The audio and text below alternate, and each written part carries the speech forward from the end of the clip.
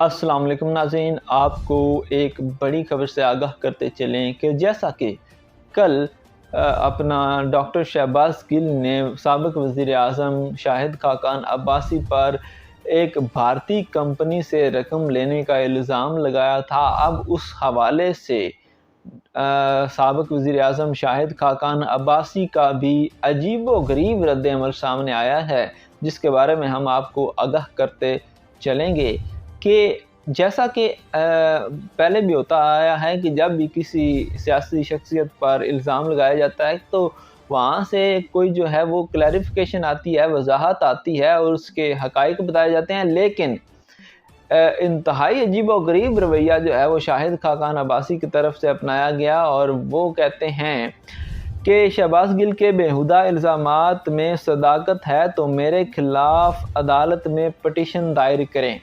यानी कि उन्होंने ये नहीं कहा कि मैंने ऐसा नहीं किया, मैंने फंडिंग नहीं ली, मैंने भारतीय कंपनी से कोई रकम नहीं ली, लेकिन वो ये कहते हैं कि अगर आपके इल्ज़ामात में कोई सदाकत है तो आप मेरे ख़िलाफ़ केस करें और इसको साबित करें। इंतहाई अजीबो-गरीब बात है, मेरी समझ से बाहर है, लेकिन ये उनका रद्द-ए-अमल है। खबर आप तक पहुँचा दी गई है। आप अपनी राय कमेंट सेक्शन में ज़रूर बताइएगा।